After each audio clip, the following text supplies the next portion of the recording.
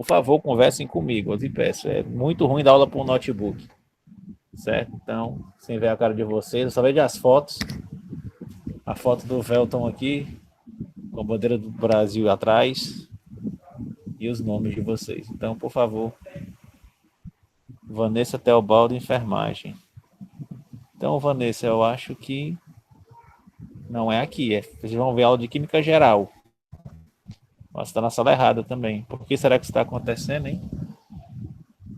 Você acessou pelo seu AVA, foi, Vanessa? E entrou aqui pelo link que estava lá ou você pegou o link com alguém?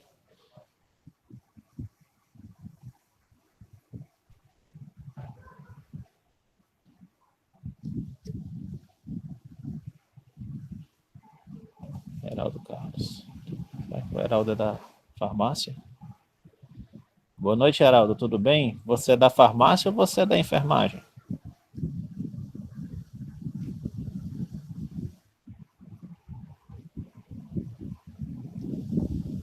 Heraldo?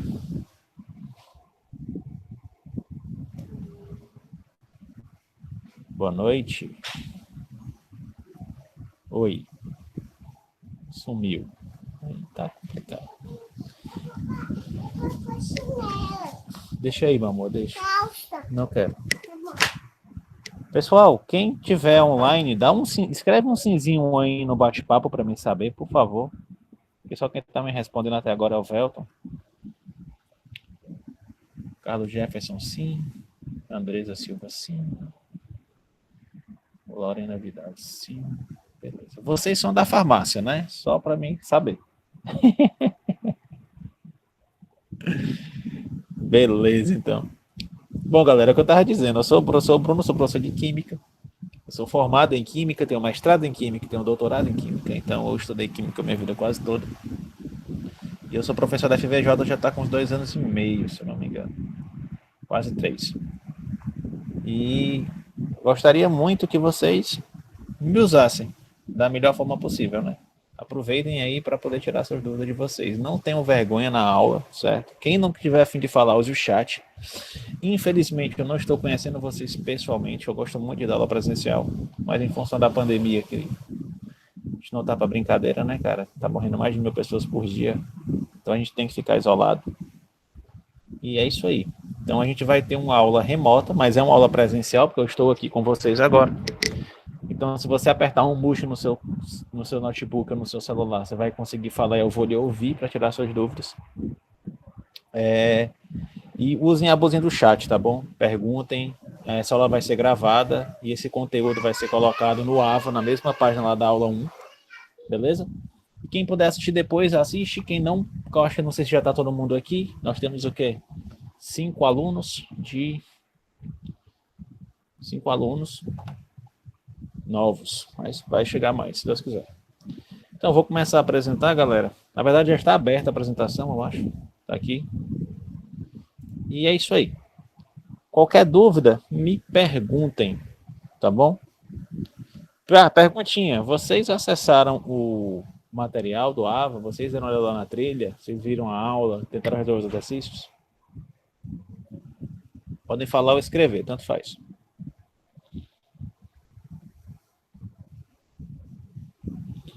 Não tive tempo, ainda não.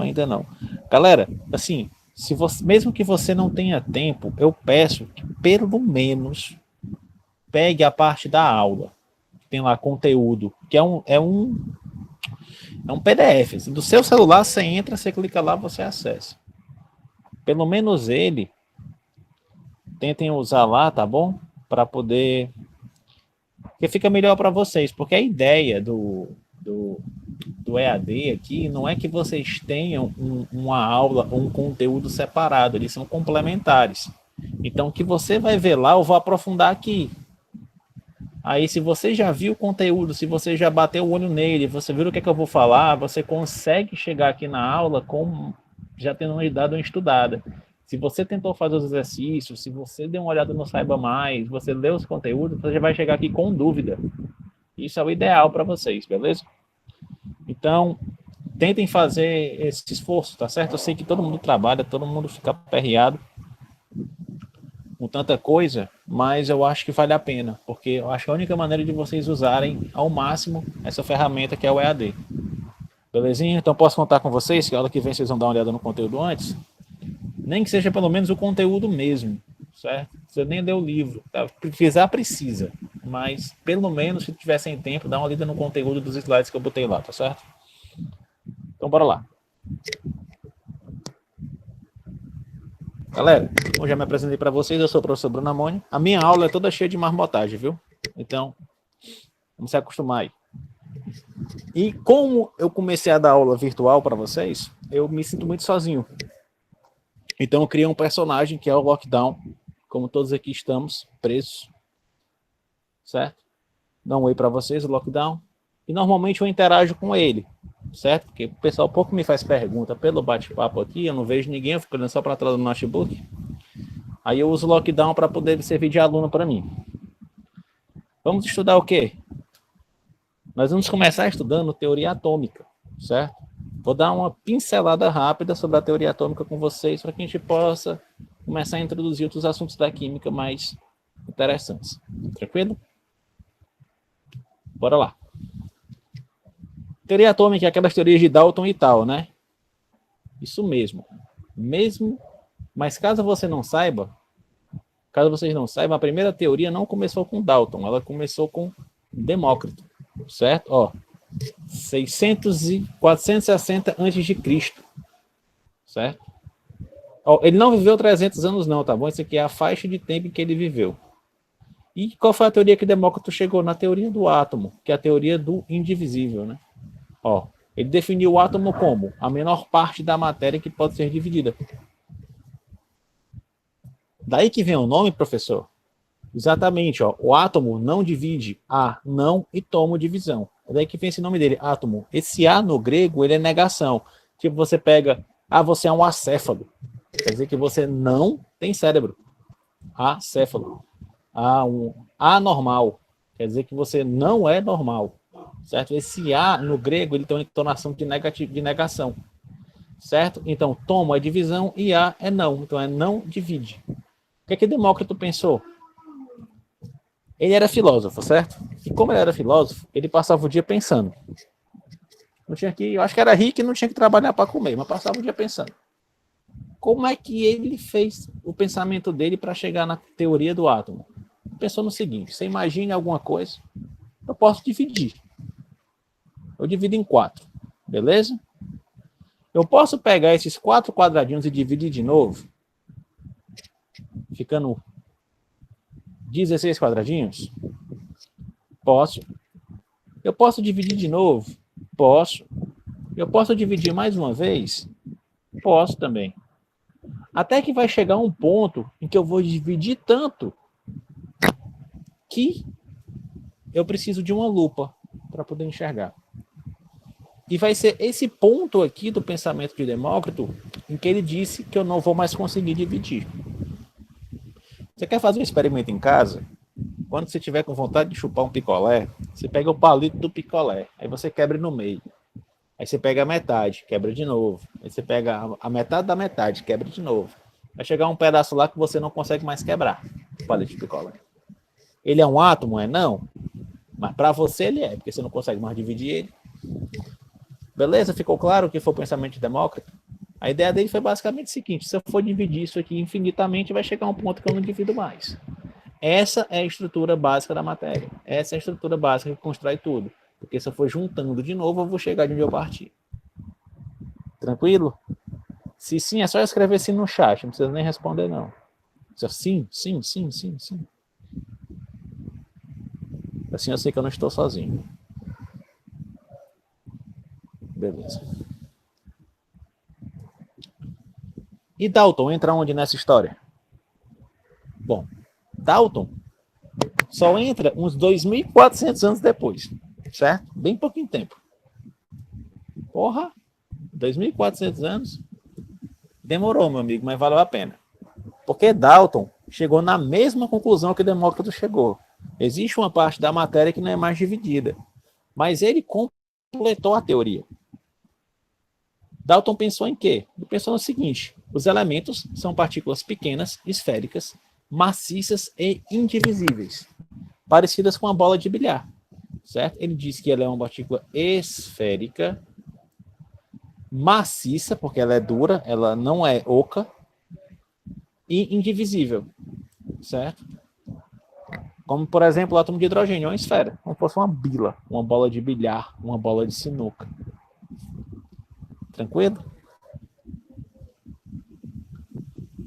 Qual foi outro pensamento dele nessa mesma teoria ainda do átomo?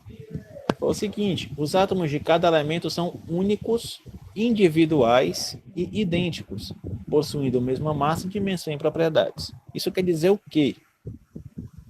Que o átomo de hidrogênio, ele é o átomo de hidrogênio, não existe outro.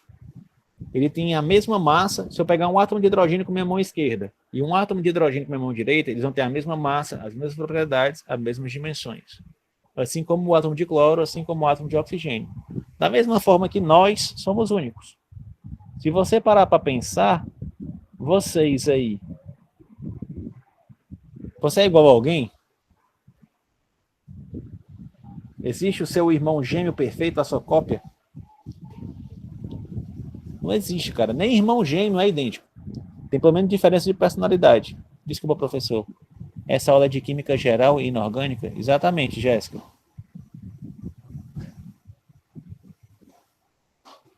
Por quê? Tá no canto certo, né?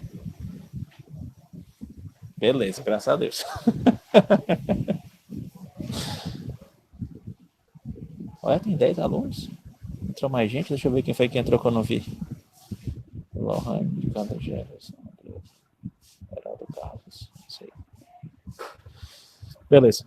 Então, pessoal, se vocês pararem para pensar um pouquinho, quem quiser interagir comigo, fica à vontade. Eu estou deixando várias dicas que eu quero que vocês falem, tá bom? Só por cima, assim. Se você parar para pensar, não existe ninguém igual a você. Da mesma forma, não existem átomos iguais aos outros. Todos os elementos químicos da tabela periódica, são mais ou menos 130 e alguma coisa, eles têm, cada um deles, propriedades distintas. Eles são únicos, certo? E Dalton teve esse pensamento. Os elementos químicos são únicos, individuais e idênticos, certo? Hidrogênio é igual a hidrogênio, seja aqui, seja em Nárnia, seja na China, o hidrogênio é o mesmo. Assim como o cloro é o mesmo, assim como o oxigênio é o mesmo.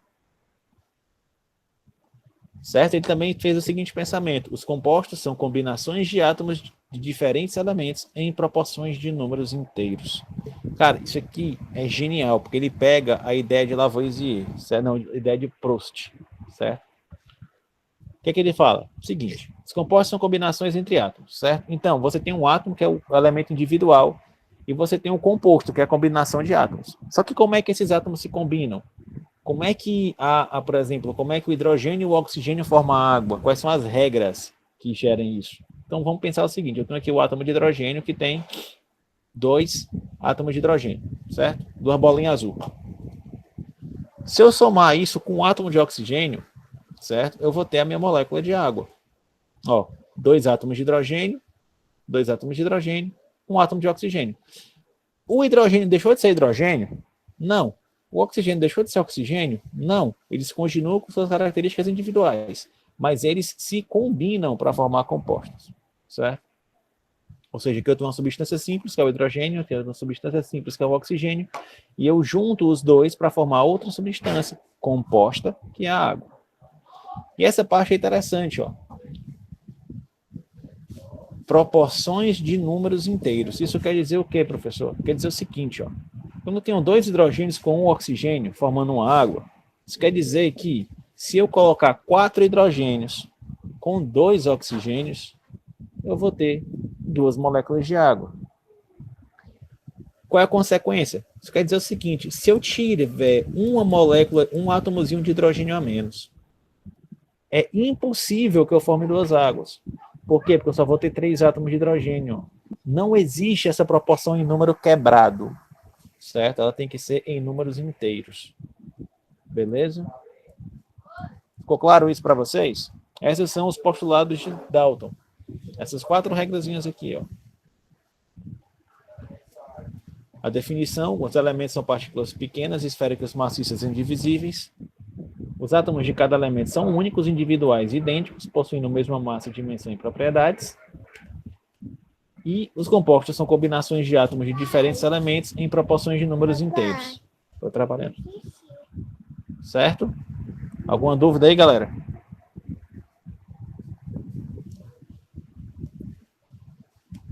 Só botar no chat, pelo menos. Me saber se está tudo tranquilo com vocês.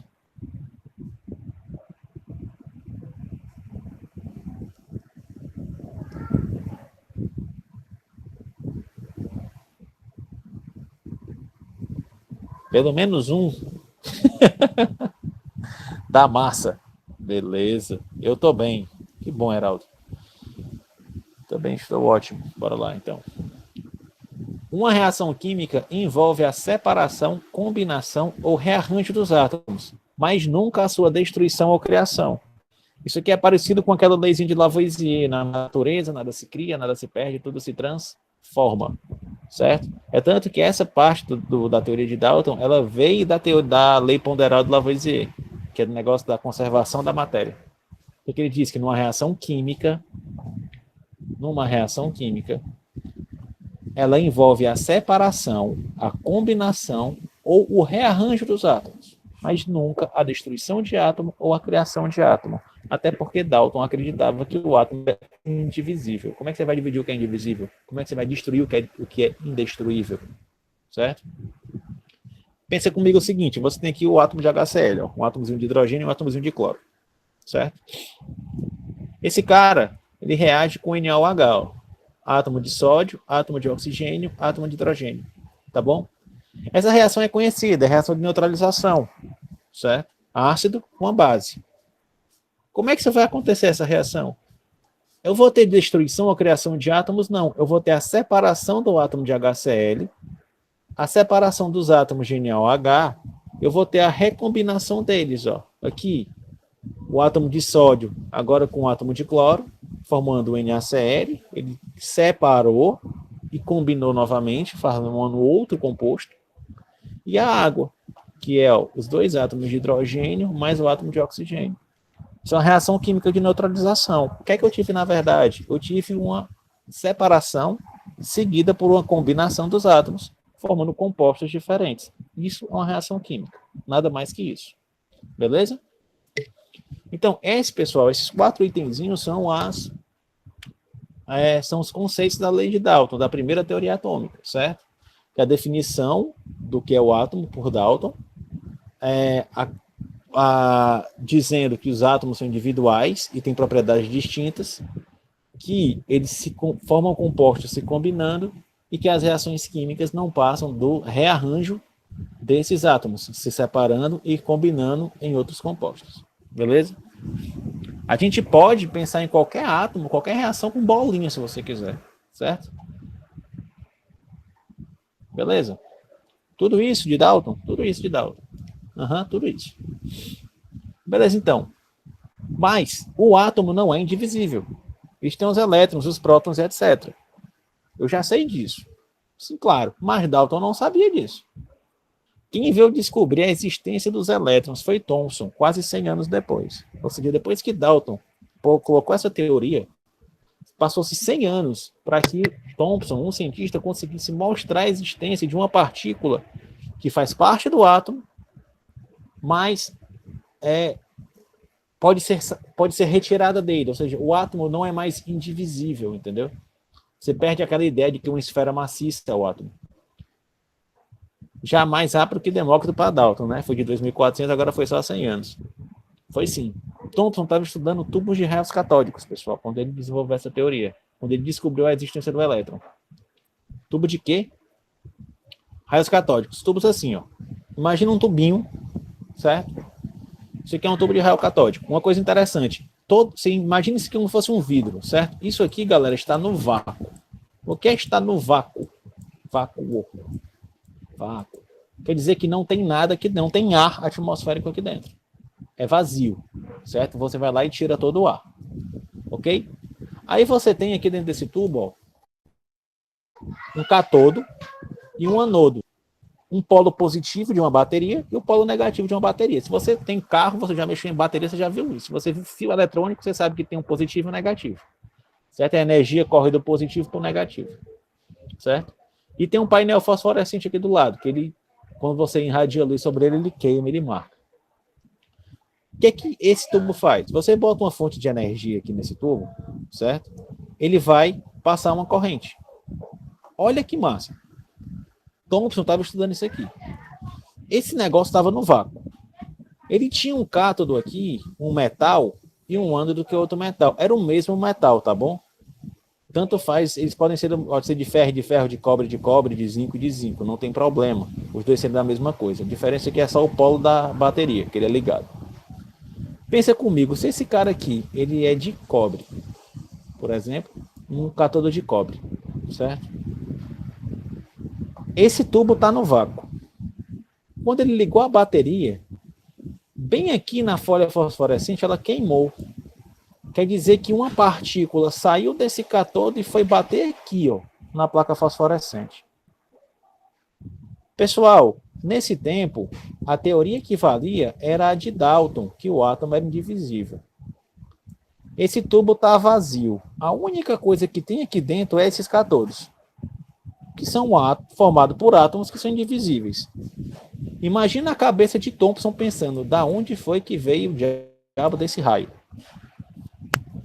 Vocês conseguem entender qual foi a descoberta aí? Você põe abaixo toda a teoria de Dalton, de que o átomo era indivisível. Por quê? Porque agora você tem ele, uma partícula, saindo de uma coisa que não era para sair nada dela. Beleza? Tranquilo para vocês? Está dando para acompanhar?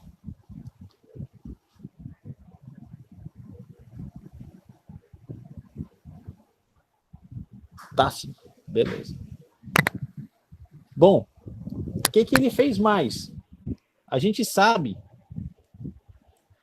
o que ele fez mais de interessante nesse experimento. Ele viu isso aqui, ó, que tinha uma partícula aqui que, quando ele ligava na bateria, ela saía do átomo, do cátodo lá, que não era para sair, mas sai. Então tem uma coisa aqui dentro. Ele percebeu que essa partícula tinha carga. Como é que ele fez isso? Ele colocou uma placa negativa ali em cima, como fosse um imãzinho ou uma placa eletrizada negativamente, com carga negativa. O que ele percebeu? Que o feixe de raio catódico era desviado pela partícula, ele era empurrado pela partícula. Ele se afastava da placa. E quando ele bota uma placa positiva, esse feixe era atraído para a placa. Ele desviava para cima. Certo? Caramba, meu irmão. Quer dizer, então, que está saindo uma partícula aqui que tem carga negativa. Por que ele tem carga negativa? Porque ela é atraída por uma placa positiva, lembra, os opostos se atraem, e ela é repelida por uma placa negativa. Os iguais se repelem. Certo? Então foi assim que ele descobriu o elétron. Ele descobriu uma partícula subatômica, uma partícula que sai do átomo, que já não é mais indivisível na cabeça dele, e ele percebeu que essa partícula tinha uma carga. E estudando, ele conseguiu determinar uma coisa chamada de razão massa-carga, tá bom? Que eu vou abordar já já.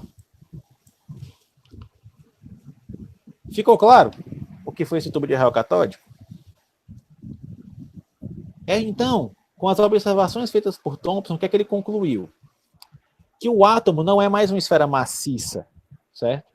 Ou seja, ele é mole. A ideia dele é que o átomo era mole. Ele ainda pensa numa bola, certo? Numa esfera, só que ela não é mais rígida, ela é mole.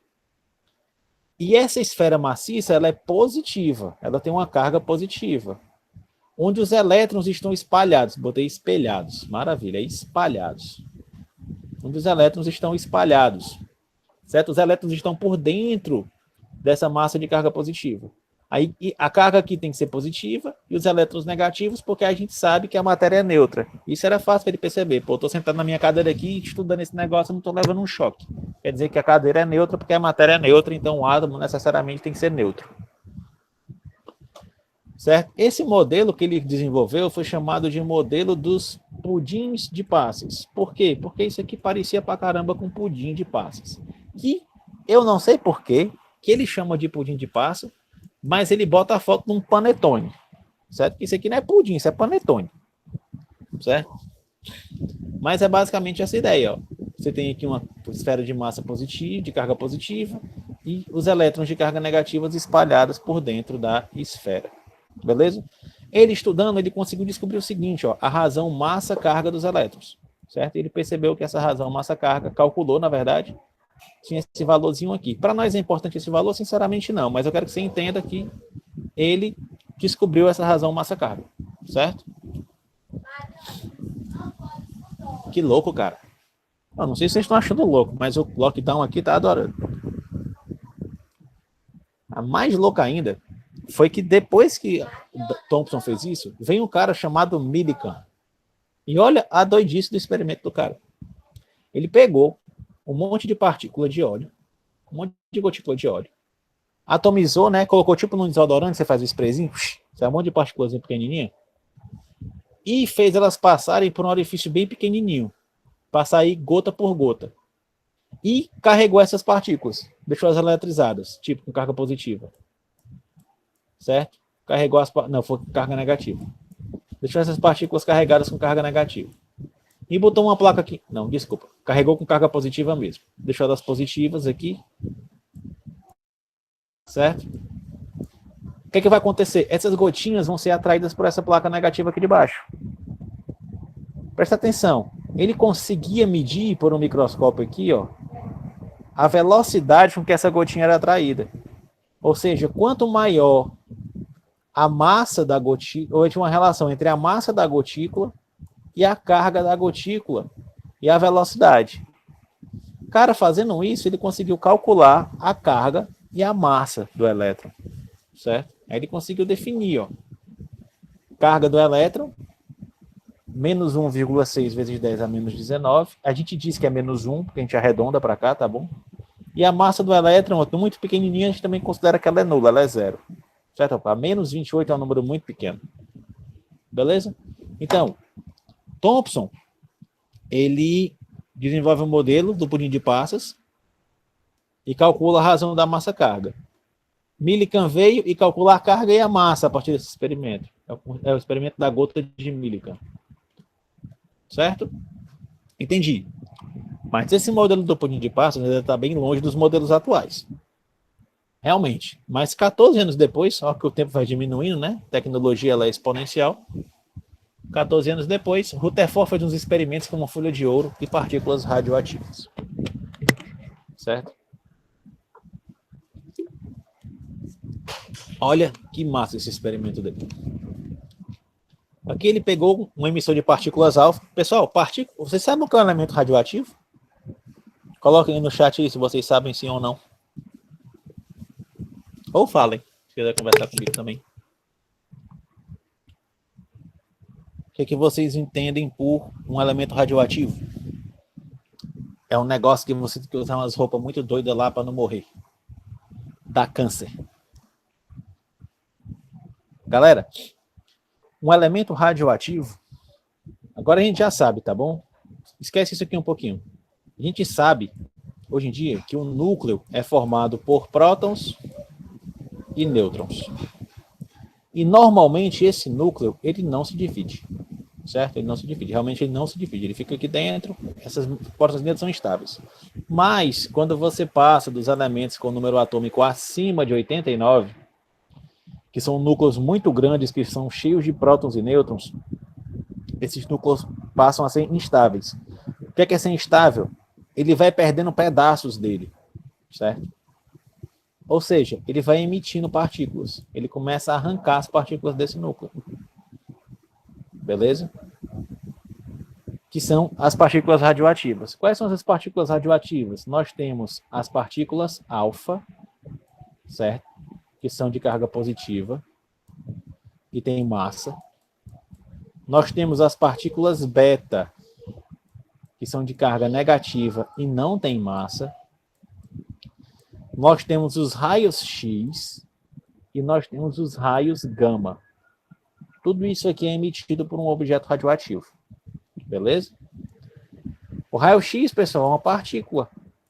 Certo? Lembra lá, quando você bate o raio-x, a gente vê o branco, né? Você bate a chapa, aí você vê a mãozinha branca. Uma pergunta que eu quero que vocês me respondam no chat. Antes de você fazer o raio-x, a chapa, ela é preta ou ela é branca?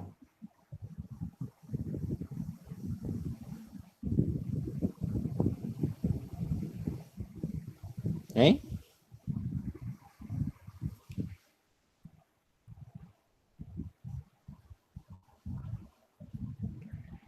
A cor da chapa de raio-x, antes do raio-x, ela é preta ou ela é branca?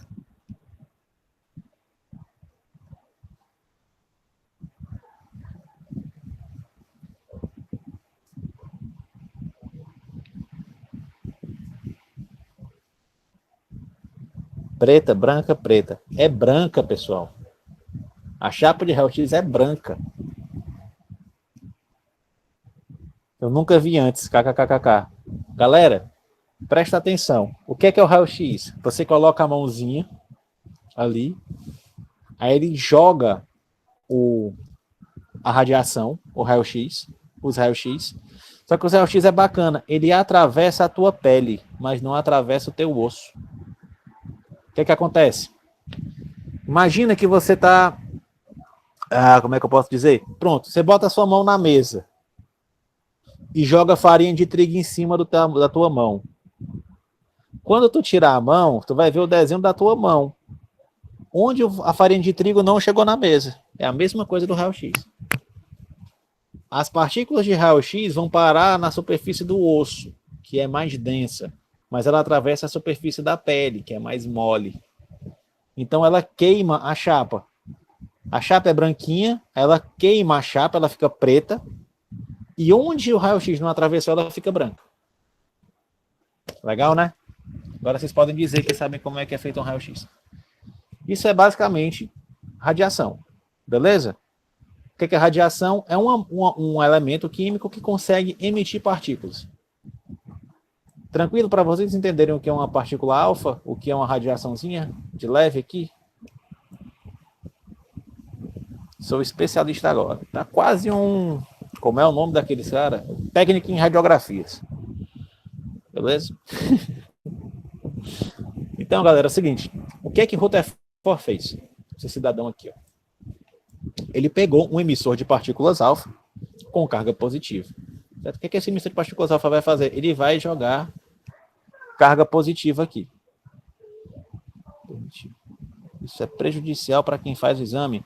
É sim, Andresa. É tanto que quem faz o exame normalmente não fica na sala com você. Pode reparar.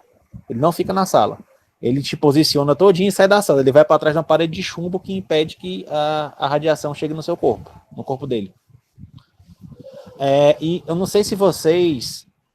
eu tenho cachorro. Meu cachorro ele tem displasia cóccix femoral, que é um troço lá na cabeça do fêmur dele. Aí eu tive que bater raio-x para descobrir isso. Agora, cachorro, meu amigo, você não vai falar assim, fique quieto aí para bater o raio-x e sai da sala. Você tem que ficar lá com o cachorro. É você e uma técnica. A gente veste um coletizão de chumbo. Só fica a cabeça de fora. Aí cobre o peito, a barriga e o pescoço, que é onde tem órgão mole, onde ele atravessa. Aí para coração, intestino, essas coisas ele atravessa. Aí a gente bota o colete de chumbo para proteger. Beleza? Mas é prejudicial sim, por isso que o pessoal fica atrás da parede de chumbo. Isso é bacana para quem faz raio-x em laboratório. Aqui no Brasil é esculhambado o negócio. Você entra lá, faz o raio-x do jeito que você quiser. De laboratório, né?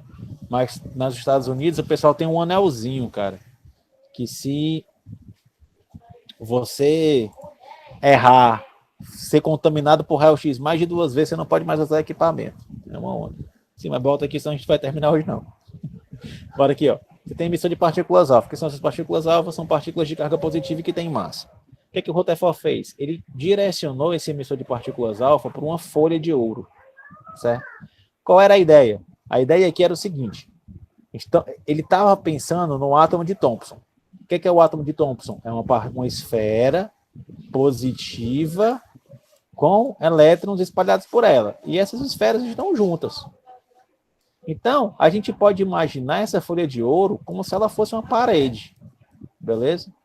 Ó, não é tudo positivo essas partículas? Se essas partículas são todas positivas. e eu vou jogar nela uma partícula alfa que também é positiva. O que é que eu sei? Eu sei que positivo com positivo se repele. Então, o que é que eu espero que aconteça? Que essa partícula venha, bata na folha de ouro e volte. É o que eu espero que aconteça com todas elas. Ela não vai passar a folha, certo? Só que, meu amigo, aconteceu o seguinte quando ele fez o experimento. As partículas atravessaram a folha. Algumas desviaram e pouquíssimas foram rebatidas. Poxa vida. Imagine o seguinte, meu irmão. Essa experiência para Rutherford foi o seguinte. Imagine você pegar uma folha de papel, pegar um 38, dar um tiro na folha e a bala voltar para ti. É mais ou menos essa ideia. Certo? É esse espanto. Não era para voltar, não era para atravessar, mas ela vai lá e atravessa. Certo?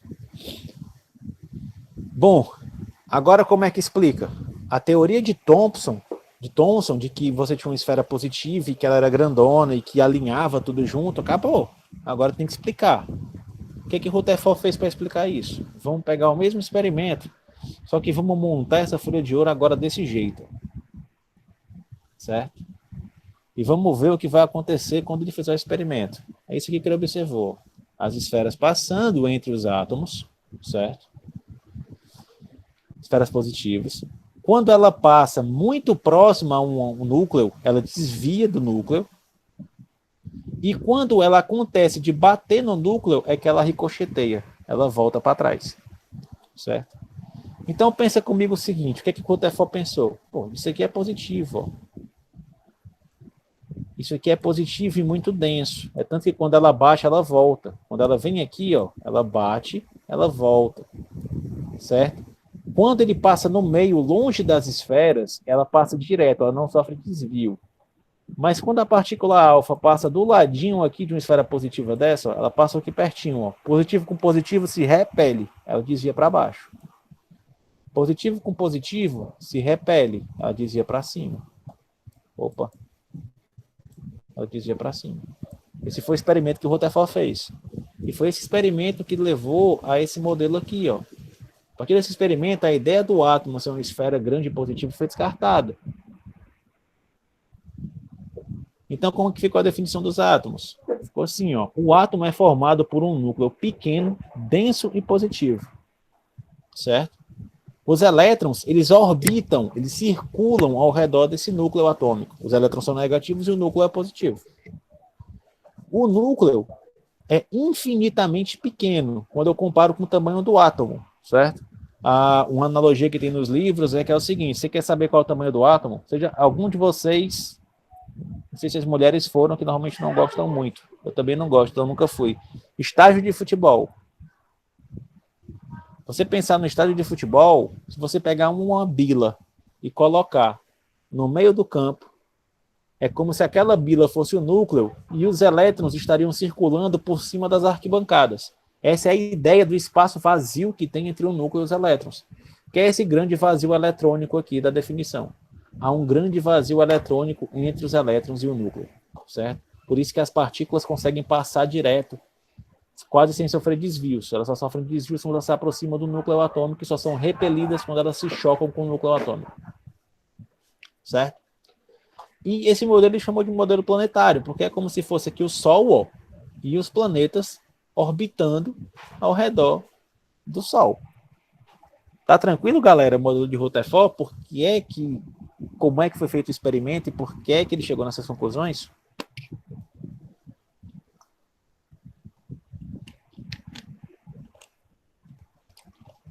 Sim, não, marromeno. Não tô entendendo nada. Tá sim. Beleza. Então bora. Se um responder, eu vou dizer que todo mundo entendeu. Tô bem. O que forma os núcleos são os prótons, né? Sim, mas o Rutherford não sabia que tinha nem que próton existia. Não sabia nem o que era. Certo? Então quem foi que disse que era próton? Rapaz, um cara chamado Eugene Goldstein. Ele estava estudando os réus catódicos. Mesma coisa que Thomson estava estudando. Só que ele percebeu um negócio bacana. Ele percebeu a presença de raios anódicos, que saíam do ânodo para o cátodo. Ó, o cátodo, vocês vão lembrar lá, quando eu desenhei aqui, ó, o cátodo tem carga positiva e um anodo tem carga negativa, né? O cátodo tem carga positiva e um anodo tem carga negativa. Aí os raios catódicos saem do positivo para o negativo. E o raio anódico vai sair do negativo para o positivo. O caminho contrário. Certo? Esses caras têm carga positiva. Belezinha? Então, esse cara de carga positiva, ele também conseguiu calcular do mesmo jeito que Thomson fez. Ele calculou a razão massa-carga dele. Aí, fazendo experimentos, ele descobriu a carga do próton, que ele identificou, enquanto que a do elétron era menos 1,6 vezes 10 a menos 19, a do próton era mais 1,6. Aí a gente arredonda, né? Elétron carga menos 1, próton carga mais 1. E a massa do próton era 1000 vezes maior que a do elétron. Vocês vão lembrar que do elétron isso aqui é 10 a menos 28. Certo? 4 zeros é 10.000. Ó, vou escrever 4 zeros, ó, eu estou falando de 10.000. Então, a massa do próton é 10.000 vezes maior que a carga do elétron. Então, eu posso dizer que a carga do elétron é 0 e a carga do próton é 1. Tá bom? Aí eu já sei aqui que a massa do próton é 1, a carga do próton é igual à do elétron, só que positivo. Bom, estava quase tudo perfeito, certo? Então, Rutherford fez o experimento dele, conseguiu fazer os bichos passar pela folha de ouro lá, conseguiu descrever o modelo planetário dele, que encaixa muito bem com o que a gente já sabe atualmente como é que funcionam os átomos. Só que tinha um problema. Quando você fazia esse pensamento para o átomo de hidrogênio, show de bola. Ele tinha um elétron e tinha um próton. Ele tem um cara negativo e tinha um cara positivo para completar. E coincidia com a massa atômica dele, que era 1. Certo? O elétron não tem massa e o próton tem massa de 1. A massa atômica do átomo de hidrogênio era 1, então estava tudo beleza. E o problema veio da onde? No átomo seguinte, quando ele passa para o átomo de hélio, o átomo de hélio, ó, ele tinha 2 elétrons e 2 prótons. O elétron, a massa é 0. O próton, a massa é 1. Se eu tenho 2 prótons, eu tenho massa 2. O problema é que a massa do hélio é 4. Então não faz sentido. Se eu for seguir só essa ideia. Então eu tenho que pensar o seguinte. Eu já tenho uma partícula que é o elétron. Agora eu sei que também tem um próton. Mas existe alguma coisa que está aumentando a massa do meu átomo que não é nem elétron nem próton. Certo? Ixi, e aí? Faz o quê? Aí, meu irmão, veio um cara chamado Chadwick e fez um experimento parecido com o Rutherford, só que dessa vez usando umas folhas de berílio. E ele descobriu que existia uma partícula neutra dentro do núcleo. Aí ele chamou a partícula neutra de nêutron, foi? Exatamente. Aí a gente tem quem? Tem o próton, que tem massa 1 e carga mais 1. Tem um nêutron, que tem massa 1 e carga 0. E tem um elétron, que tem massa 0 e carga menos 1. Beleza? Isso aqui são as partículas subatômicas. Elas que compõem um átomo. Aí eu posso pensar no átomo dessa forma. O núcleo atômico formado por prótons e nêutrons e os elétrons orbitando ao redor desse núcleo. Por que que o nêutron tem que existir? Qual é a função dele? Vocês vão concordar comigo o seguinte. Quando eu tenho somente um próton, tá aqui o meu núcleo, tenho aqui um próton. Beleza. Ele está interagindo com alguém? Está interagindo com ninguém. Certo? Agora, quando eu boto mais de um próton junto, carga positiva com carga positiva. O que é esperado que aconteça? Cargas positivas com cargas positivas, elas vão se repelir, vão se afastar uma da outra. Então, existe uma tensão aí dentro do núcleo. Essas cargas não podem ficar encostadas uma na outra, é impossível.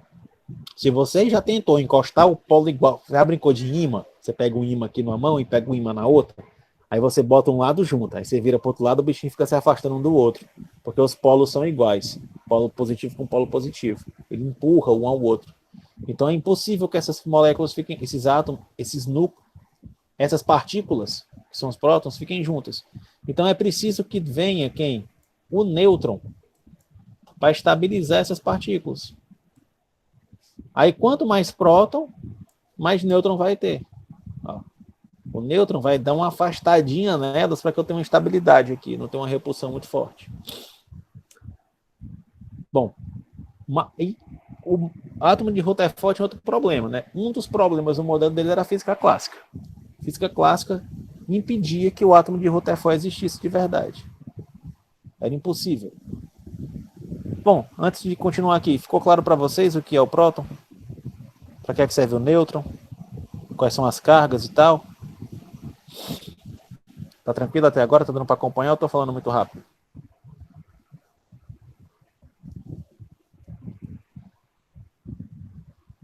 Para mim tá bom, tá tranquilo. Beleza. Bom, um dos problemas de Rutherford era o seguinte, a física clássica. Como assim a física clássica? Como assim? Seguinte. Tenho certeza que vocês lembram de movimento, até eu esqueci, MRU, Movimento Retilíneo Uniforme no colégio, né? Certeza, vocês lembram disso. É uma matéria que você nunca vai esquecer na sua vida. Estou brincando. Mas o que é esse movimento? É o seguinte, a física clássica, o que é que a gente pensa? Que o elétron está circulando o núcleo atômico, né? A física clássica diz o seguinte, todo que está em movimento tende a desacelerar. Ele vai perdendo velocidade, ele vai começando a parar, vai perdendo energia, beleza? Isso quer dizer o quê? Pense comigo, se você pegar uma bola de futebol e chutar a bola, ela para. Tem um momento que ela vai perdendo velocidade, ela para. Se você pegar uma bolinha de papel e jogar para cima ou para frente, vai ter um momento que ela vai perder velocidade e ela vai cair. Se você jogar no chão, ela vai rolar por um tempo, ela vai parar depois de um tempo. Não é isso que acontece? Isso é física clássica. A física clássica diz isso, que tudo que está em movimento tende a parar, certo? Vamos pensar isso para o átomo. Poxa, eu tenho um núcleo, eu tenho um elétron rodando ao redor do átomo, circulando. A física clássica diz que esse elétron aqui, ó, ele vai desacelerar. Se você, não sei se vocês já brincaram disso. Vocês já assistiram Beyblade? Beyblade é aquele desenho dos peão. E fazer Larry Whip, que soltava, a bichinha ficava rodando numa cuba, certo? Aquilo ali é o quê? Que ela fica rodando. Você acelera, você pegar uma bila, botar num copo. Nunca nem vi. Bota no YouTube, Velton, depois aí, Beyblade, tu vai ver lá a bichinha rodando. É legal que só. É legal não, que era besta pra caramba, que era vir brincando de peão. Mas fez muito sucesso no tempo desse. Tempo desse não, que eu era menina ainda e já faz tempo. Bom, o que eu quero dizer é o seguinte, se você pegar um copinho e você começar a girar ele, você vai ver que se tiver uma pedrinha dentro, ela vai para as pontas, né? Aquela força centrífuga, né? Então, quando ele vai desacelerando, ele começa a ir para o centro. Então, o que é que acontece? Acontece aqui, ó. Ele vai desacelerar e vai se chocar. Pensa isso no átomo, cara. O elétron está ali rodando, de boa. De repente, ele vai lá e bate no núcleo. Acabou o mundo. Não era para a gente estar nem aqui conversando. Então, a gente sabe que isso não acontece. É impossível. E era um problema. O teu modelo ele funciona muito bem, mas ele não explica como é que a gente está vivo se a física clássica diz que isso desacelera. E aí? Como é que ficou depois? Como é que resolveu esse problema? Cara, passam uns 2 anos nesse impasse aí. Como é que explica esse troço de Rutherford? O modelo dele é massa, faz sentido, ele provou experimentalmente, mas não dá para dizer que é assim porque a física clássica não permite. Aí veio esse cara chamado de Niels Bohr. Ele utilizou uma teoria de Planck, certo? Atrelada à teoria de Einstein, que é a teoria da quantização da energia de Planck, e a teoria e a explicação de Einstein para o efeito fotoelétrico. Eu não vou entrar em detalhes sobre isso. Mas entenda, Einstein e Planck. Não sei se vocês já ouviram falar de Planck, Max Planck, mas com certeza vocês ouviram falar de Albert Einstein, certo? É um dos caras mais inteligentes aí que já viveu, certo? Então, Bohr pegou a teoria dos dois e desenvolveu um modelo quântico. Rapaz, se colocou Einstein no bolo, já deve ser loucura. Rapaz, é um pouco. A ideia aqui é o seguinte, você tem um elétron, que a gente está pensando agora que é uma partícula, né? Isso ele está ali rodando, é uma bolinha de carga negativa. Ele passa a considerar o elétron como se fosse uma onda de energia, certo? A gente tem uma diferença, tá bom, pessoal? Não sei se vocês já viram falar disso, mas você tem a matéria, que é tudo que ocupa um lugar no espaço, tem massa, e você tem a energia, que é energia. Ela não tem massa, tá bom? Que são as ondas luminosas. Por exemplo, a luz é uma onda eletromagnética, ela é energia, ela não tem massa. Beleza? O que é que ele fez? Pegou a teoria de Planck e de Einstein. A teoria de Planck é da quantização e a teoria de Einstein considera as partículas como se fossem ondas. Certo? Ele diz que a partícula eletrônica, o elétron, ele tem uma propriedade de onda. O que é que Planck dizia? Que as ondas só podem existir em uma energia definida. Então ele juntou essas duas. O que é que Bohr falou? Ele falou o seguinte, ó. Os elétrons, eles só podem, isso aqui é o núcleo, tá bom? Isso aqui é as órbitas. Os elétrons só podem girar ao redor do núcleo em órbitas de energia fixa. Certo? Está juntando as teorias de Albert Einstein e Max Planck. Ó. A ideia é considerar os elétrons como uma onda e a partir daí pode-se dizer que os elétrons orbitam o núcleo em órbita de energia definida. Isso quer dizer o quê? Que esse elétron que está girando aqui nunca vai orbitar em uma energia menor do que essa órbita.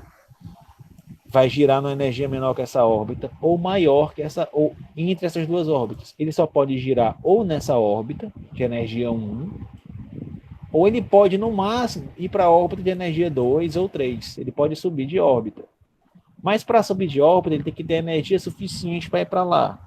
E tipo, tem que ser a quantidade certa. Vamos dizer que para essa órbita aqui menorzinha, seja 10. Para que ele venha para a órbita maior, ele precisa de energia igual a 100.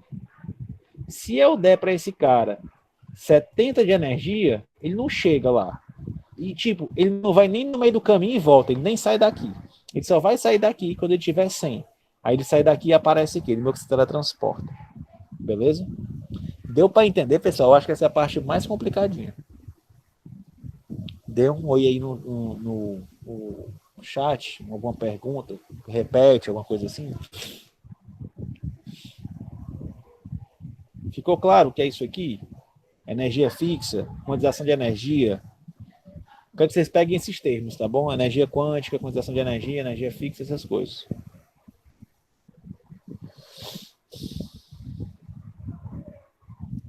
Nunca nem vi. Heraldo Carlos. Tô bem. Tá bem, Heraldo? Tá tranquilo?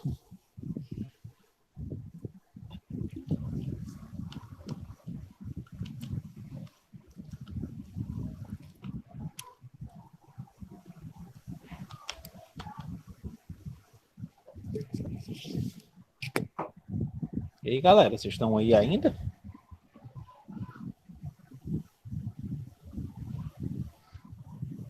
Rapaz. A internet não caiu, não, eu acho. Não, tá aqui ainda.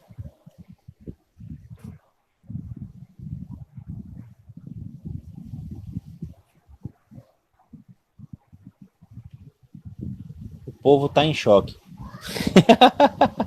Galera, se acalma. Se acalma.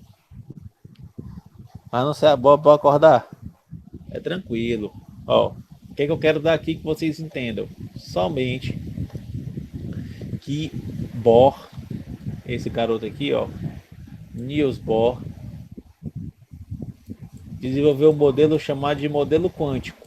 O que esse modelo quântico diz?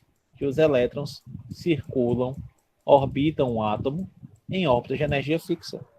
Acabou. Eu não quero que você me explique a teoria da relatividade de Einstein, eu não quero que você me explique a teoria da quantização da energia de Planck, eu não quero que você me explique o teorema da incerteza de Heisenberg, que está tudo envolvido aqui. Eu quero só que você entenda que o elétron ele vai circular o núcleo atômico em órbita de energia fixa. Acabou-se.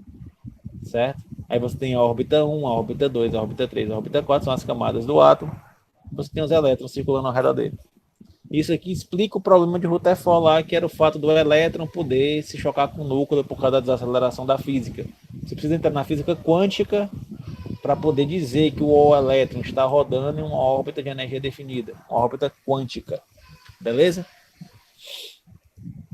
É isso aí.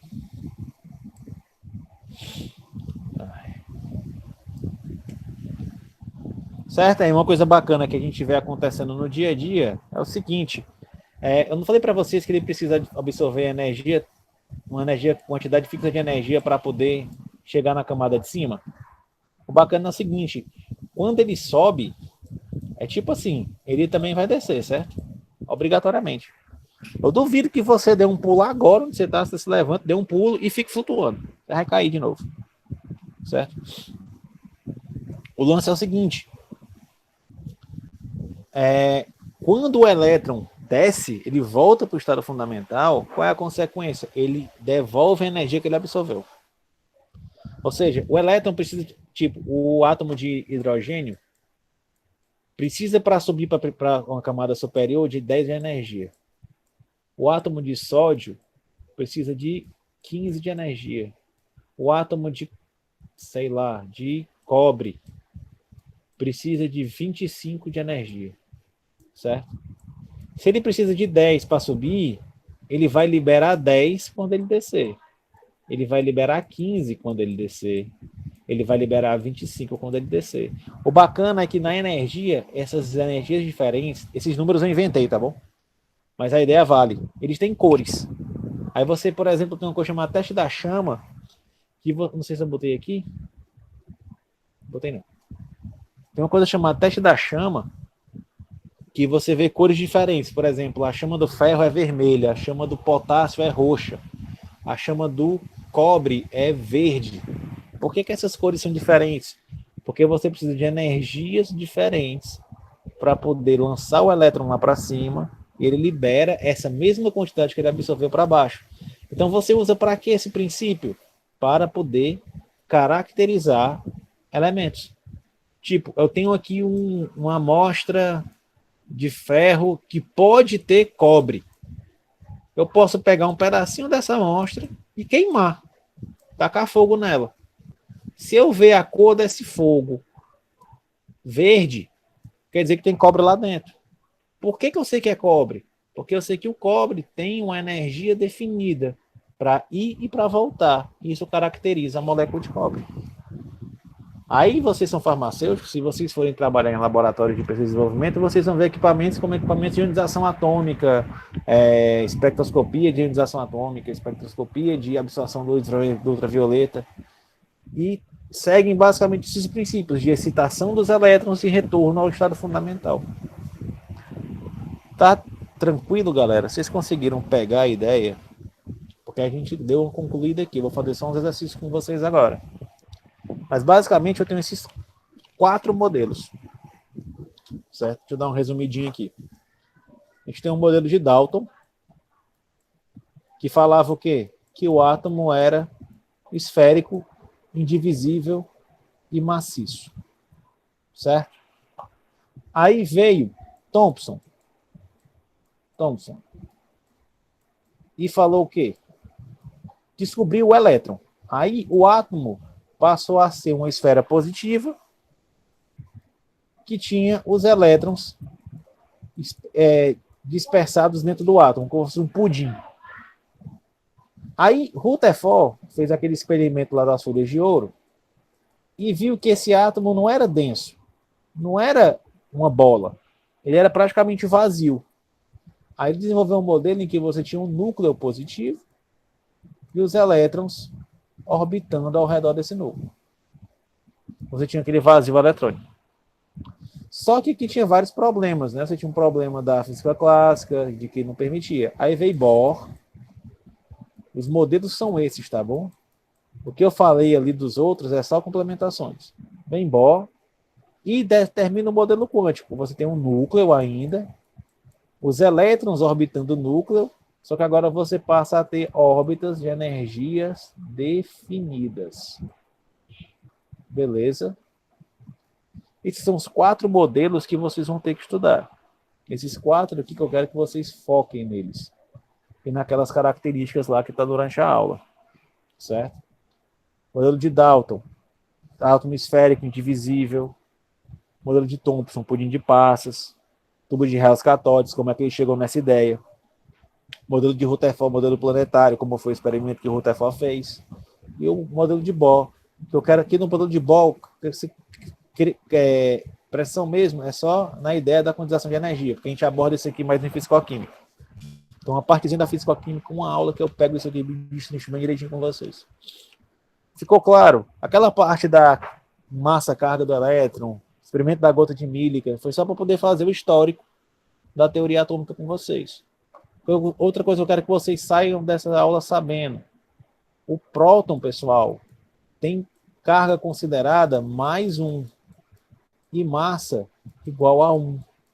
O nêutron tem massa, tem carga 0 e massa 1. E os elétrons têm carga menos 1 e massa 0. Certo? Aí tem a explicação que eu dei porque que o nêutron precisa existir. Tá bom? Eu não vou passar para vocês aquele negócio de isótopo, isóbaro, isótono, não. Certo? Se aparecer alguma oportunidade, eu falo sobre eles. Mas, basicamente, os isótopos são os elementos que têm o mesmo número atômico. Certo? O mesmo número de prótons. Isótopo. Belezinha? Que é tipo hidrogênio. Tem um hidrogênio, um próton. Aí você tem o deutério, que tem 2 prótons. E você tem o trítio, que tem 3 prótons. Perdão, tem 2 nêutrons e 3 nêutrons, mas tem um próton, todos eles. Tem o mesmo número de prótons, mas tem a massa diferente. Tá tranquilo para vocês? Me deem um oi aí no chat. Essa parte é mais fácil. Isótopos e isóbaros. KKKK.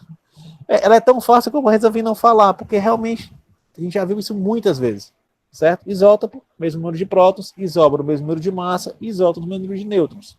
A única coisa que tem de interessante nisso aqui, que a gente pode falar um pouco, é que os isótopos, vou botar assim, deixa eu escrever isop, tá bom? Isótopos, o elemento não muda.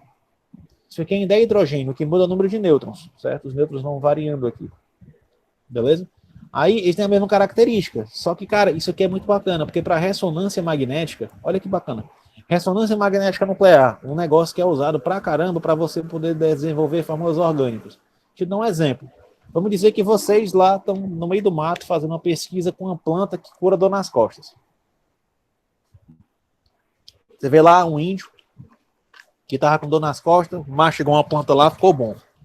Aí você viu aquele negócio, caramba, que princípio ativo doido é esse aí que o cara mastigou, ficou bom. Deve ter algum fármaco massa aí dentro, algum tipo de alívio de dor, algum analgésico. Aí você vai lá, pega a planta, moe a planta, extrai a planta, destrincha a planta todinha e você acha uma molécula lá que é o princípio ativo. Aquela composto ali é que faz com que a dor passe. Só que se você quiser publicar um artigo, você tem que mostrar qual é a estrutura química dela. Se ela é um anel aromático, se ela tem uma cadeia, uma carbonila aqui em cima, se ela é uma acetona, se ela é um álcool, você tem que dizer o que ela é, certo? Como é que você desenvolve isso aqui? Se você nunca viu uma molécula na sua vida, o composto é novo, você desenvolve por ressonância magnética nuclear. Só que a ressonância magnética nuclear tem que ser feita com moléculas, com um solvente. O solvente é o que? Quem vai desmanchar essa molécula, você vai transformar ela numa soluçãozinha para poder fazer a análise, deuterada. Ela tem que ser com 2, com massa igual a 2. Por quê? Porque ela não aparece na ressonância. Ela passa despercebida. Beleza? Deu para entender aí? Espero que sim. Essa parte, né? Beleza. Galera, agora é o seguinte, vamos fazer uns exercícios. Eu vou querer que vocês participem agora por áudio, tá bom? Eu preparei aqui umas questõezinhas para a gente poder treinar o que a gente viu agora. Aí eu queria ver, essa aula vai estar disponibilizada ainda hoje no AVA. Andresa, eu não sei se hoje, porque eu não estou na minha casa, eu estou no interior e a internet aqui não é tão boa. Aí eu vou ter que upar ainda a aula. Porque normalmente eu não coloco minhas aulas direto com o link do Google Sala de Aula. Eu passo para um canal que eu tenho no YouTube, que os alunos preferem, porque você consegue assistir a aula, quando você para, você consegue voltar no mesmo lugar. E você também consegue comentar na aula, e às vezes é bacana, que eu consigo tirar dúvida por lá. Então eu tenho que baixar essa aula, fazer o upload e colocar o link lá. Mas assim que for possível eu mando, é só questão de internet mesmo. Ela deve dar uns 400 mega a hora depois que terminar. Tá certo? Então, bora lá. Agora eu vou deixar com vocês vão me respondendo. Certo? A gente vai fazer uma questão aqui que vão cair muito na prova de vocês, que são questões do tipo acessão razão. Beleza? O que são essas questões? São questões que você tem o seguinte: você tem duas afirmativas, ó, uma afirmativa aqui em cima, uma afirmativa aqui embaixo. Certo? Normalmente tem os itens, tá bom? Mas é basicamente o seguinte: essa vai ser verdadeira ou falsa, essa vai ser verdadeira ou falsa. E existe a possibilidade dessa de baixo justificar de cima.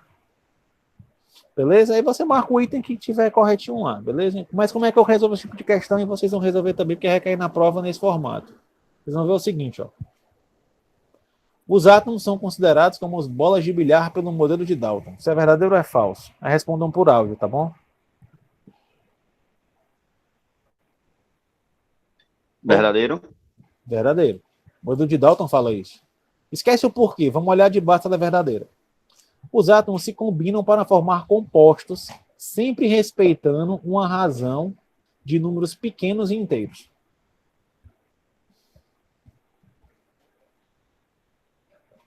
E aí, verdadeiro ou falso?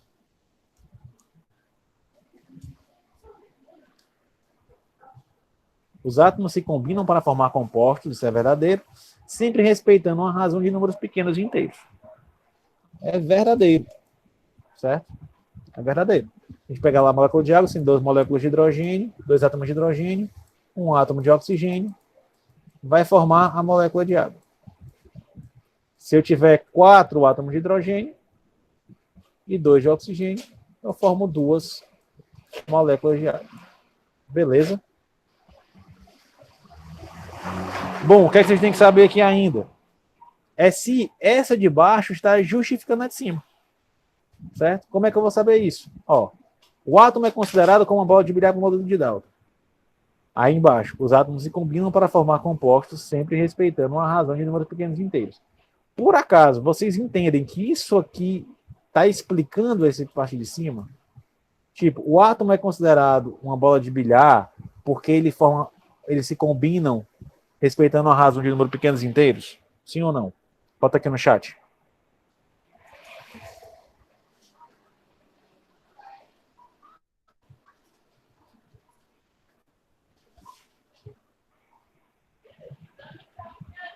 Não.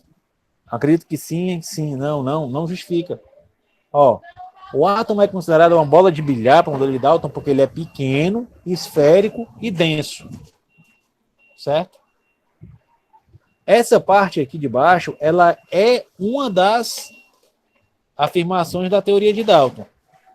Mas ela não é a que justifica essa de cima. Beleza? Então, vocês marcariam o item lá, provavelmente que dizer assim, ó, as duas afirmativas são verdadeiras, mas a segunda não justifica a primeira. Belezinha? Vamos lá. Próxima. Os nêutrons têm como função estabilizar o núcleo atômico. Verdadeiro ou falso?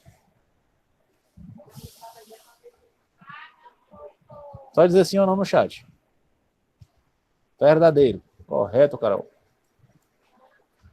Vamos lá. As cargas positivas dos prótons, quando há mais de um, se repelem, desestabilizando o núcleo atômico. Isso é verdadeiro?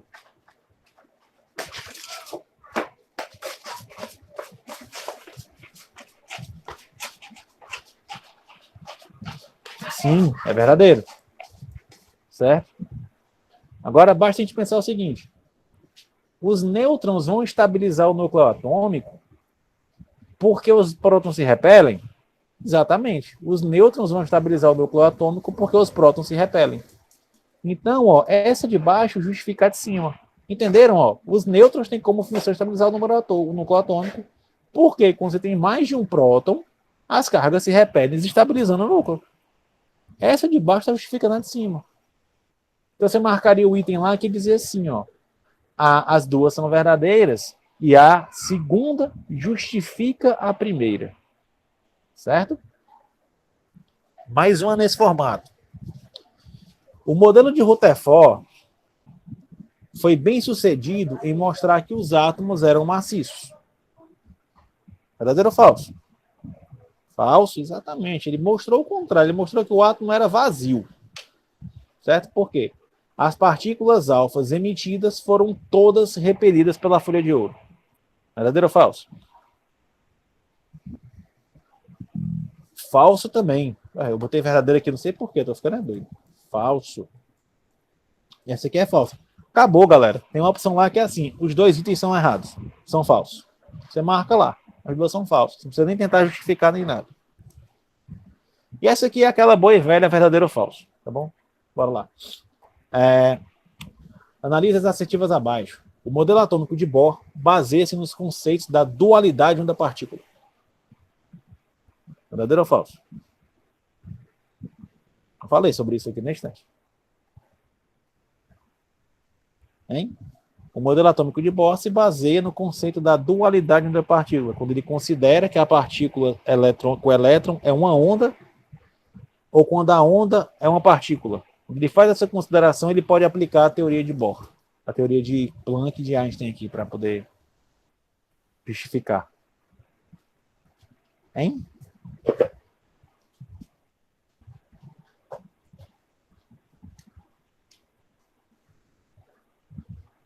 E aí, galerinha, verdadeiro ou falso? É verdadeiro. Beleza? Questão de dessa questão dualidade da partícula, eu sei que é uma palavra meio escrota, dualidade, mas quer dizer que as duas, ela tanto é uma onda como ela é uma partícula. É aquele conceito. Se você considerar o elétron uma partícula, ele teria que seguir a física clássica. Quer dizer o quê? Que ele ia com o tempo desacelerar e se chocar com o núcleo, que era o problema do modelo de Rutherford. Mas quando eu considero o elétron uma onda, ele entra naquela parte da energia quântica e eu posso dizer que ele fica orbitando o núcleo atômico em uma órbita de energia fixa. Eu só posso considerar isso aqui se eu considerar que o elétron é uma onda. Quando eu considerar que ele é uma partícula, eu tenho que seguir a física clássica. Beleza? Bora lá, 2. A energia absorvida para que um elétron seja excitado a um nível superior é emitida quando esse elétron volta ao estado fundamental.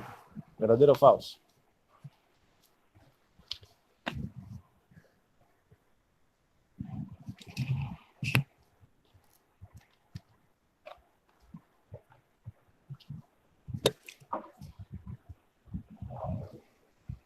Tô sozinho de novo?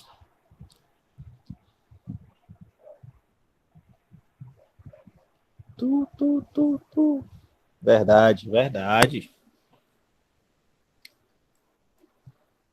3. O modelo de Rutherford mostrou que os núcleos atômicos são grandes e volumosos, ocupando muito espaço no átomo. Verdadeiro ou falso?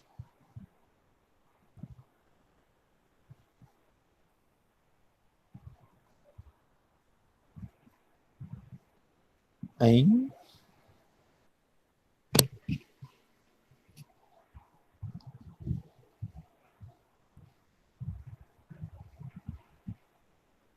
Falso. Falso, exatamente, é falso. Os núcleos são pequenininhos. O modelo do pudim de passas foi o primeiro a apresentar uma teoria que desconsiderava a indivisibilidade do átomo.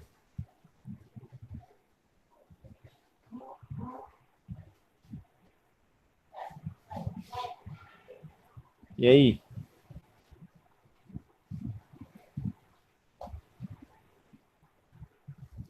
Verdadeiro. Foi o primeiro que desconsiderou que o átomo não era indivisível. Isso aí. Obrigado pela atenção, galera. Até a próxima aula. Deixa o like e se inscreve no canal. Eu tenho um canal no YouTube chamado Química de Coque. Quem quiser se inscrever lá, tem umas aulas de química lá. Não é muito grande não, porque eu comecei isso mês passado, mas ainda está pequenininho. Mas quem quiser, fica à vontade. Agora eu queria que vocês falassem comigo por áudio. E aí, o que vocês acharam da aula? Gostaram? A primeira vez que eu dou aula para vocês? Show! Obrigado, Andresa. Ótima. Sem falsidade, viu, pessoal? Beleza? Pessoal, é isso aí, pessoal. Eu gosto muito de dar aula e, por favor, como eu disse, abusem. Usem e abusem. A minha função aqui é ensinar vocês. E eu preciso do feedback de vocês. Questão de tempo, questão de velocidade, questão das questões. Esse vai ser nosso modelinho de aula, tá certo? Como é que a gente vai fazer a chamada agora? Seguinte, eu vou botar assim, ó. Vai no meu bate-papo, aqui no chat. Quando eu botar vai, você vai escrever seu nome embaixo. E depois eu boto complete para encerrar a chamada. Quando eu disser vai, vocês escrevem o nome de vocês, tá bom? Escrevam.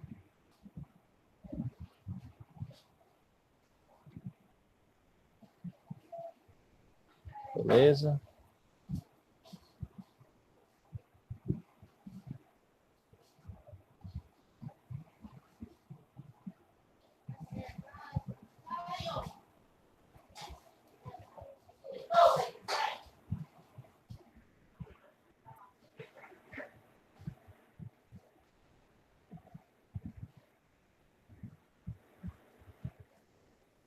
Rapaz, Velton jurava que teu nome era Russo Poeta. Beleza. É o meu nome de poeta. Tu é poeta, cara? Sou, Que bom, meu irmão. nas horas vagas. Tá certo. A gente tem que ter essa parte boa. Pois é isso aí, pessoal. Até segunda-feira que vem. Por favor, deem uma olhada no conteúdo do AVA antes da aula. Pelo menos o conteúdo lá do PowerPoint ou do PDF. Vai facilitar muito para vocês chegarem aqui já com algum conhecimento, tá certo? O prazer foi meu. Qualquer coisa, usem o fórum, pergunte aos tutores. E é isso aí. Abração.